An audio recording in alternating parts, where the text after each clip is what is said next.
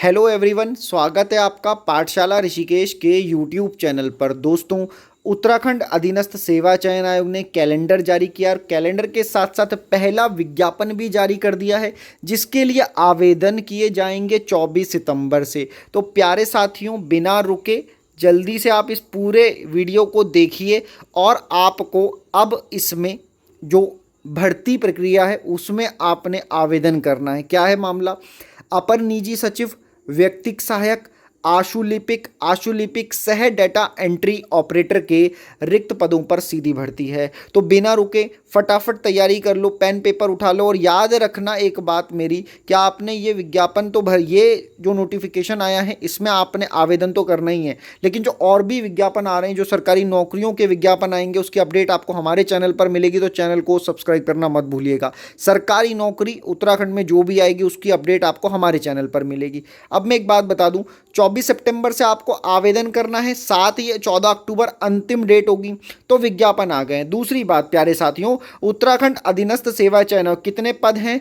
257 बड़े पद हैं, 257 रिक्त पदों पर विज्ञप्ति, ठीक है ना। तो क्या है, कैसे करेंगे, चलिए आते हैं आगे। मैं पूरी डिटेल आपको बताता हूं। आपने फॉर्म तो भरना है आयोग की वेबसाइट पर जाकर के।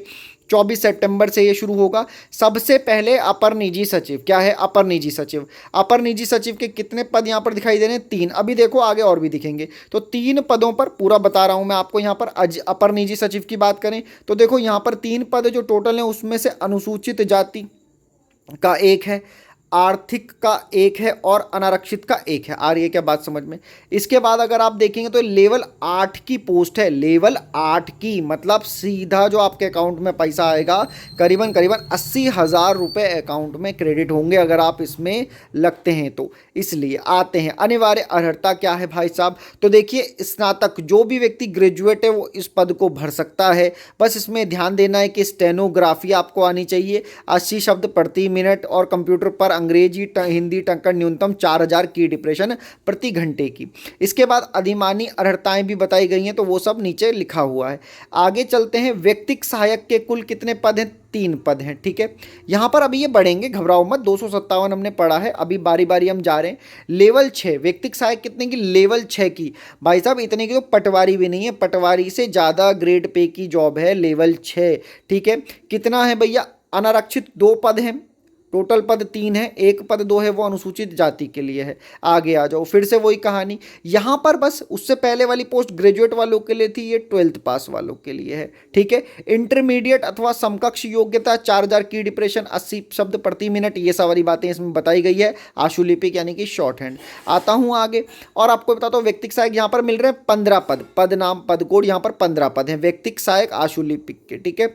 अब ये 15 पद जो है भाई साहब इस तरह से विभाजित किए गए। ये लेवल 5 के हैं, वो लेवल 6 हैं, ये लेवल 5 का पद है, ठीक है। आ रही है क्या बात समझ में? तो वही सब सामान्य अर्हताएं यहाँ पर हैं और यहाँ पर जो शैक्षिक अर्हता है वो मानी गई है, क्या है ना, माध्यमिक शिक्षा परिषद यानी कि 12th के आसपास आपको पास होना चाहिए। चलिए, व्यक्तिक सहायक 2 पद हैं इसमें और ये पद नाम यहाँ पर दिया गया, ये लेवल 5 की पोस्ट है। इसी तरीके से ये सारी चीज़ें चल रही हैं। तो जो 12th पास और ग्रेजुएट लोग हैं वो आवेदन कर सकते हैं। ये पदों का पूरा ब्यौरा है जो आप इस पूरी की पूरी PDF में आराम से देख सकते हैं।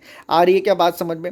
अब मैं बात करूँ तो जो परीक्षा कैलेंडर आया है उसमें परीक्षा तिथि बताइए, वहाँ पर भी मैंने वीडियो बनाई, तो वो भी आप जा करके आराम से देख सकते हैं। ये पूरा लिखित परीक्षा के बारे में बता देता हूं। अब डेट आपको पता चल जाएगी।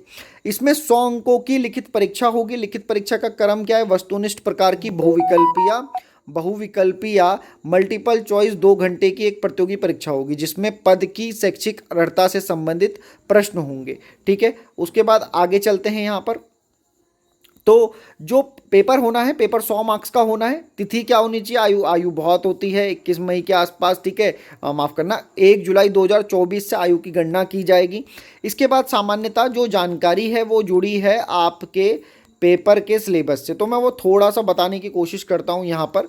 ये सब तो लेवल 10 की बात हो रही है। चलिए, इसको थोड़ा सा आप समझने की कोशिश करिएगा कि यहाँ पर कंडीशन ये है कि हम इस पेपर को सिलेबस की बात करते हैं। ये है सिलेबस आपका, ठीक है।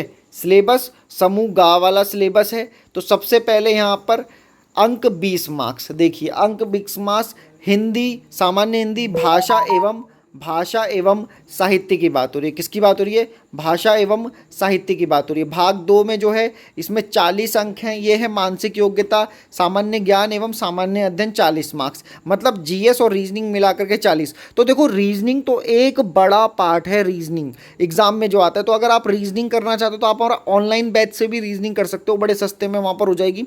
ऑफलाइन में तो हम सिलेबस कवर करवा ही रहे हैं। आ रही है क्या आप लोगों को बात? अब बात आती है इतिहास, उसके बाद वो सारी चीज़ें एक्सप्लेनेशन के साथ दी गई है। यहीं पर मैं आ जाऊँ तो मैं उत्तराखंड के बारे में एक बार आपको बता देता हूँ फटाफट से। सारे सब्जेक्ट, जीएस के सारे सब्जेक्ट हैं, उनका जो डिस्ट्रीब्यूशन किया गया है ना, उसका जो डिस्ट्रीब्यूशन किया गया है रीजनिंग के साथ वो 40 मार्क्स। उसके अलावा उत्तराखंड से संबंधित जानकारियां 40 मार्क्स। तो ये पूरा सिलेबस है जो बनाया गया है 100 मार्क्स के हिसाब से। तो जो आपकी जो परीक्षा होगी वो होगी, मार्क्स कितने होंगे? 100। क्वेश्चन कितने होंगे भाई? क्वेश्चन भी होंगे 100। आ रही है क्या बात समझ में? तो ये व्यक्तिक सहायक का विज्ञापन था जो मैंने आपको पढ़ा और टेलीग्राम में मैंने शेयर कर दिया है। तो टेलीग्राम में जुड़ना ना भूलें, पाठशाला ऋषिकेश ग्रुप सी के नाम से। वीडियो देखने के लिए धन्यवाद।